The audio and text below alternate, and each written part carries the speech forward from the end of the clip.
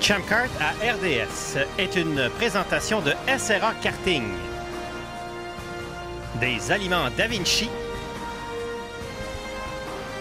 et de H. Grégoire. Pour un véhicule d'occasion, c'est la qualité H. Grégoire ou rien.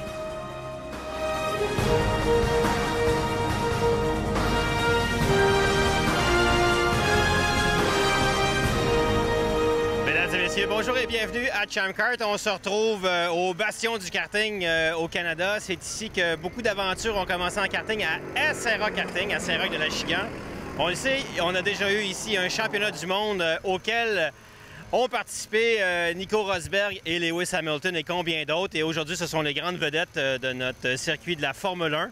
Peut-être que quelques-uns des petits garçons et des jeunes filles qui courent ici un jour atteindront des d'aussi grands sommets, c'est à souhaiter. Et aujourd'hui, on va vous présenter une course de Rotax Senior. Suite à notre événement de karting Château-Richer, on a eu une grande course à la Coupe du Québec, notamment avec la victoire de Christophe Paquet et surtout la bousculade de Jesse Lazare avec Tommy Lemaire-Ouellette. Ça nous a donné toute une épreuve.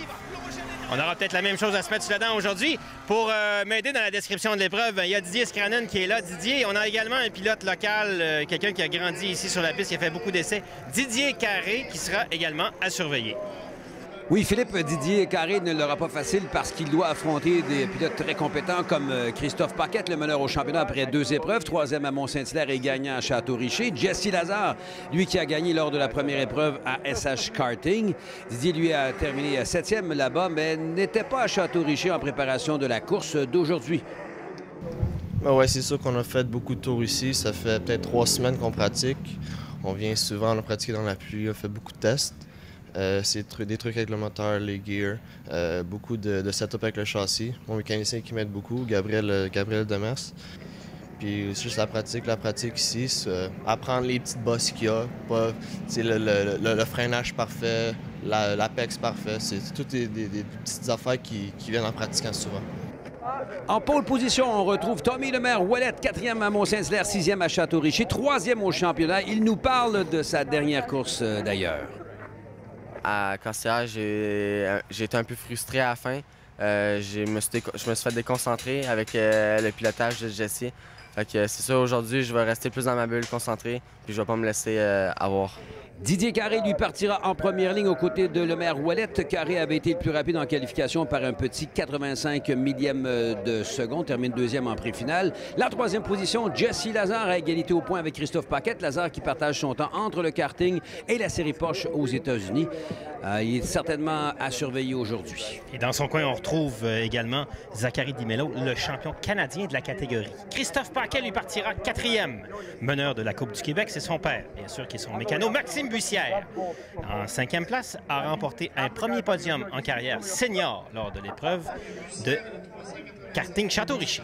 Luis Costa en 6e position, puis David Laplante sur le podium à Château-Richer et 6e au classement général après 2 courses. Alors que Michael Forget partira, lui, en 8e position. Et à ses côtés, Mathieu Lereste sur un châssis Birel. Ensuite, c'est Alessandro Bramucci, 7e au classement général, 3e à Château-Richer en passant. Et puis ensuite, Benoît Auger-Forêt qui va fermer la marche. 11 pilotes dans la catégorie des Rotax seniors pour cette épreuve sur une piste qui sert très bien les machines Rotax avec une telle puissance, moteur 2 temps, extrêmement dynamique, des sensations, Didier, hallucinantes quand on fait un stage de formation Rotax. Particulièrement sur ce tracé qui mêle des sections un peu lentes, beaucoup d'enchaînements gauche-droite où on doit sacrifier le premier virage pour bien sortir quand on arrive à la longue ligne droite à l'arrière tout particulièrement. Il faut savoir doser son agressivité et la qualité de son pilotage. Et on a tout dans cette grille, à 18 tours pour cette finale. On a des pilotes extrêmement expérimentés, on a des champions canadiens. Jesse Lazare a gagné le championnat canadien en Rotax junior et en Rotax senior. Tommy Lemaire-Ouellette, lui, a gagné le championnat canadien en 4 temps junior. Alors, on a des pilotes très expérimentés devant. Et derrière, on a des pilotes qui sont plus du niveau Formule Club. Et c'est un peu la transition qu'on fait entre un pilote qui commence à faire des tours, ensuite il fait de la Formule Club, Ensuite, il passe à la Coupe du Québec et ensuite aspiré au championnat de l'Est du Canada. Ce sont des machines extrêmement puissantes, extrêmement rapides également. Il n'y a pas une voiture ou une voiture de course qui donne les sensations qu'offre un kart tout particulièrement. On nous parle souvent de pilotes d'expérience qui ont fait de la Formule Atlantique et qui comparent peut-être les sensations d'un kart Rotax à la Formule Atlantique. Et encore, alors, des ennuis peut-être pour Christophe Paquet qui cherche quelque chose à l'arrière, peut-être ajuster quelque chose sur sa voiture, sur son kart, et son coéquipier Maxime Bussière qui semble essayer de l'aider à ajuster quelque chose. Didier... C'est spécial, ça. Je comprends pas vraiment ce qui se passe. Bon, il continue à travailler. Et on va quand même lancer le départ, là, puisque la grille est bien placée.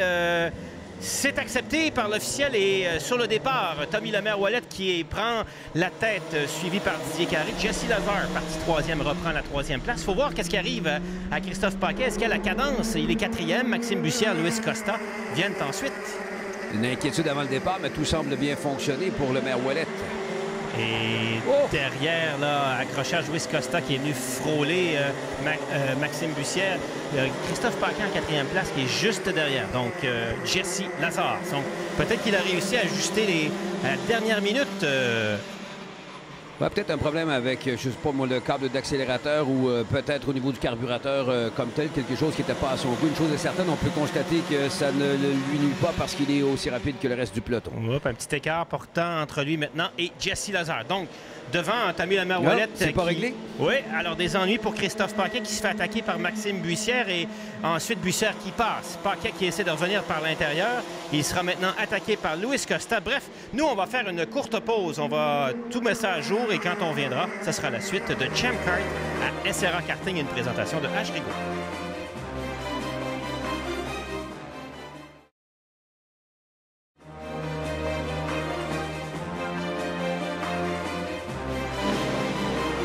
Et mesdames et messieurs, c'est Champ Kart à RDS et on retrouve Tommy Lemaire-Ouellette en tête de cette épreuve de Rotax Max Senior sur la piste de SRA Karting, pourchassé par le pilote local Didier Carré, le 309, qui vient plonger à l'intérieur de Lemaire-Ouellette, qui va essayer de se défendre tant bien que mal, alors qu'à l'intérieur, c'est Jesse Lazare qui doit se raviser et retomber en troisième et qui attaque maintenant par l'intérieur.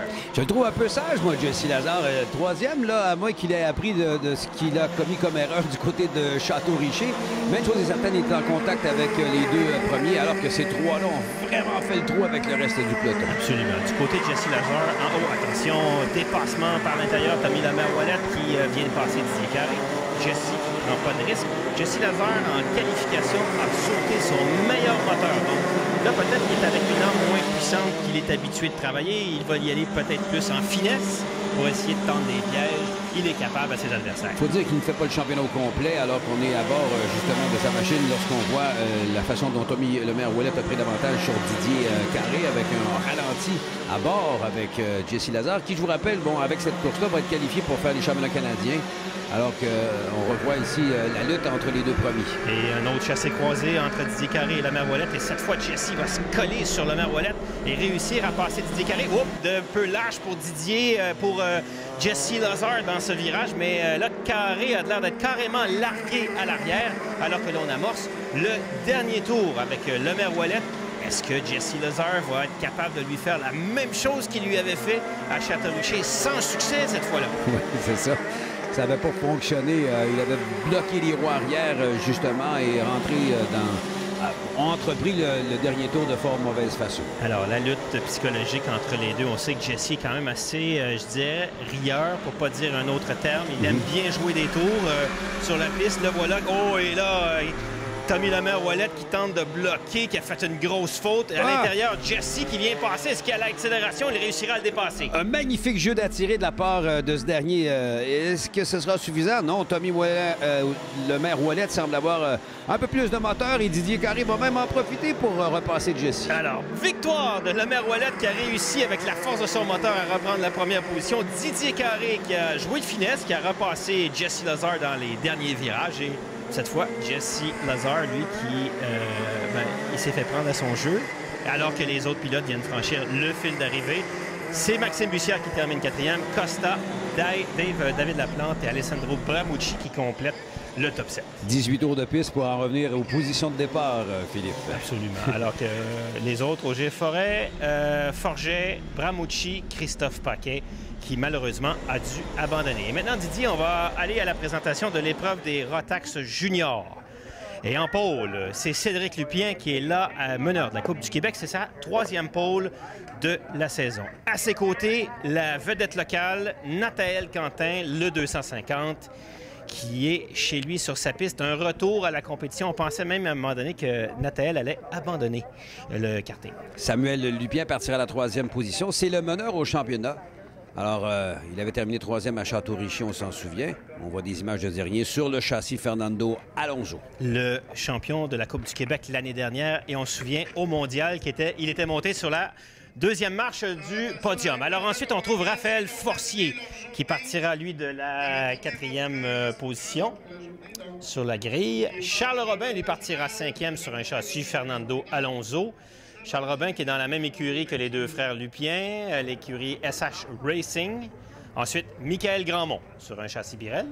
Exactement. Il est 9e au championnat à ce stade-ci, et ce après 2 épreuves. Et Alexandre Fotéas, 7e au classement, 6e à Château-Richer, sa meilleure performance. Alors, il partira dernier, malheureusement pour lui, parce que les débuts du week-end ont quand même très bien été.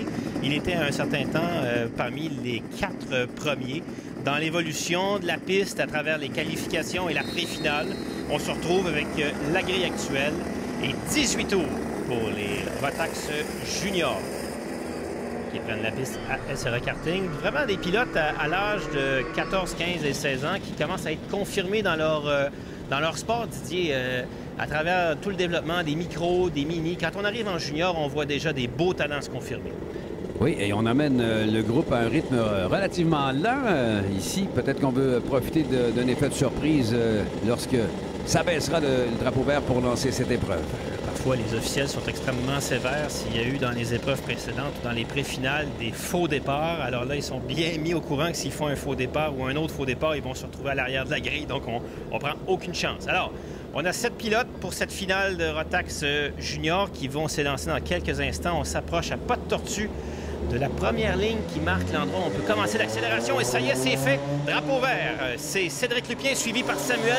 Attention, Nathaël est coincé par l'extérieur. Et Charles Robin va venir peut-être réussir à passer devant. À l'instar de ce qu'on voit souvent, c'est la ligne de droite, la ligne intérieure, celle du détenteur de la pole qui a eu l'avantage cette fois-ci. Et Nathaël a réussi à prendre la 3e place. Charles Robin en 4e place. Forcier se retrouve en 5e position depuis la machine de Nathaël Quentin collée sur Samuel Lupien, alors que Alexandre Fotéas a réussi à prendre une position au départ et se retrouve 6e. Il faut faire attention, il y a 2 de ces Lupiens qui sont présentement en piste. Alors les 2 châssis, Fernando Alonso à la 1e et à la 2e position. Oh, attention, Nathaël qui va essayer de prendre la mesure de Samuel, le plus jeune des 2 frères. Samuel par l'intérieur qui revient. Est-ce qu'il aura suffisamment de moteur pour venir reprendre la 2e place à côté de...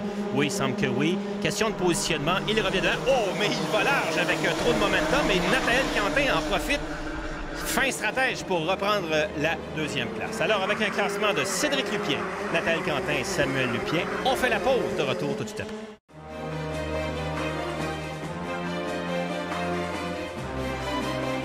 Et on est de retour à Chamkart, à RDS et à SRA Karting pour rejoindre Raphaël Boisclair, qui va nous parler d'une initiative qu'il y a maintenant à SRA Karting.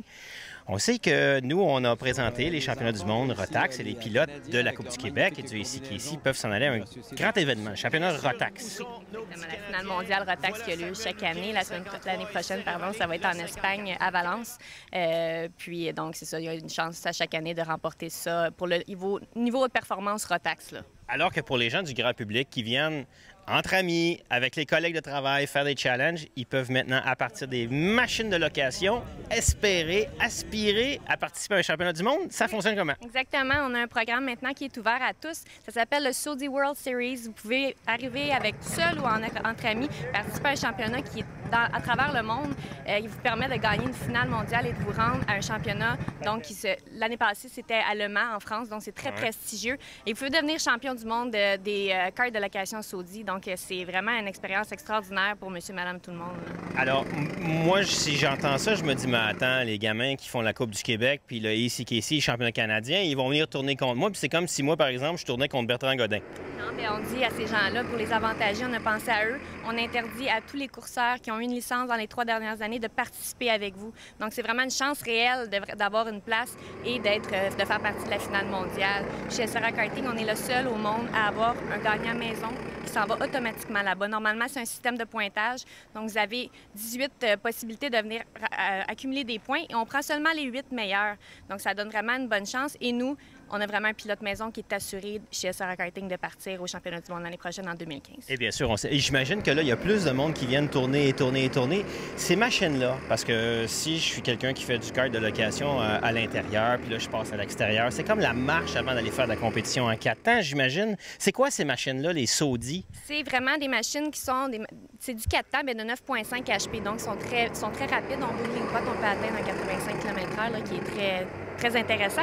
Puis, c'est les nouvelles machines, on est les seuls à les avoir au Québec, donc très puissantes et elles sont très jolies aussi. Alors, une expérience peut-être pour ceux qui en rêvent, avant d'aller peut-être faire les vrais programmes de course, d'entraînement. On sait qu'ici, il y a une école, il y a des écoles partout au Québec, mais peut-être la première vraie marche à monter en compétition. Exactement, il faut le dire, beaucoup moins dispendieux. Donc, venez nous voir, on est à 10 minutes de Mascouche, 20 minutes de Laval.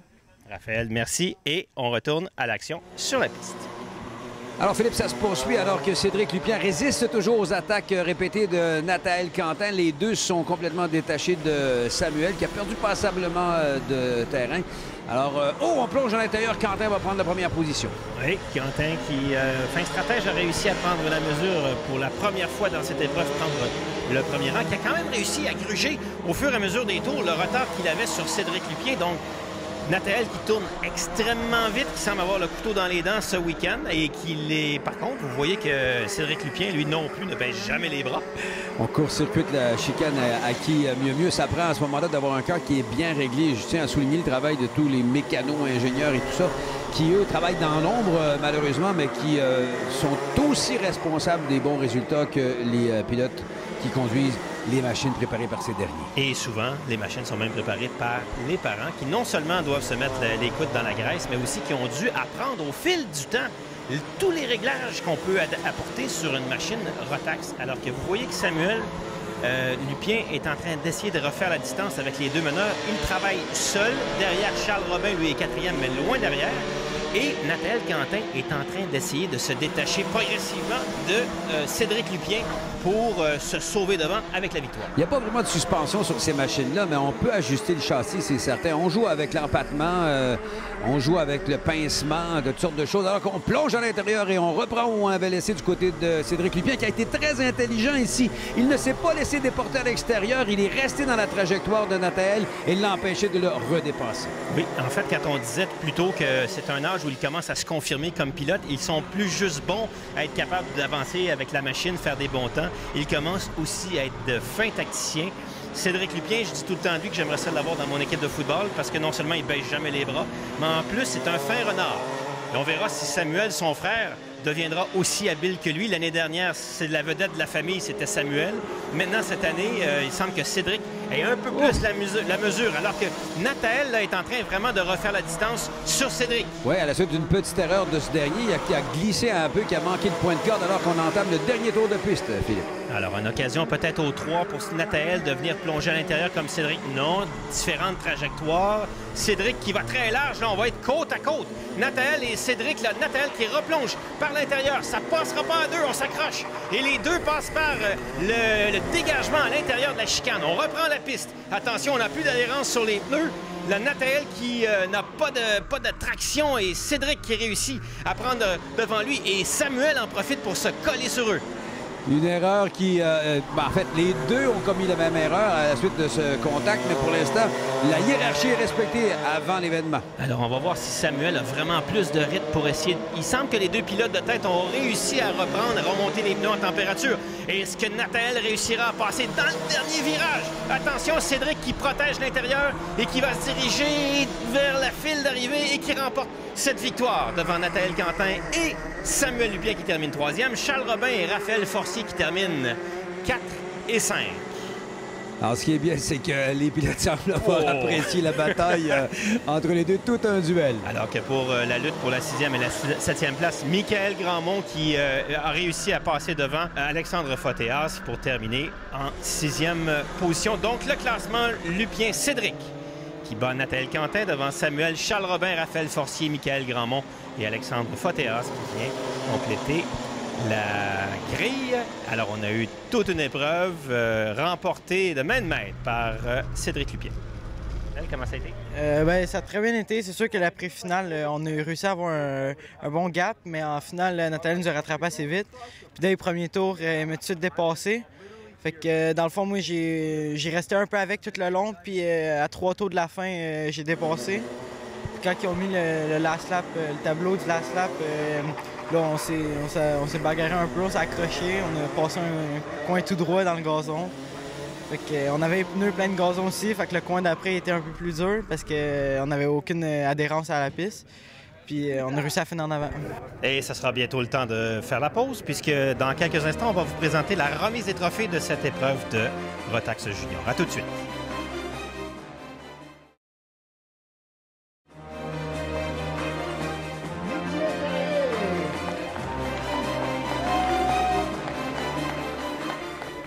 Alors, mesdames et messieurs, de retour à Champ Kart pour le podium des Rotax Seniors et Didier Carré vient chercher son trophée des mains de Patrick Moreau de SRA Karting. Il salue en passant Jesse Lazar qui termine sur la 3e marche du podium et le vainqueur, Tommy Lemaire-Ouellette, pour qui c'est une douce revanche sur ses mésaventures de karting Château-Richer.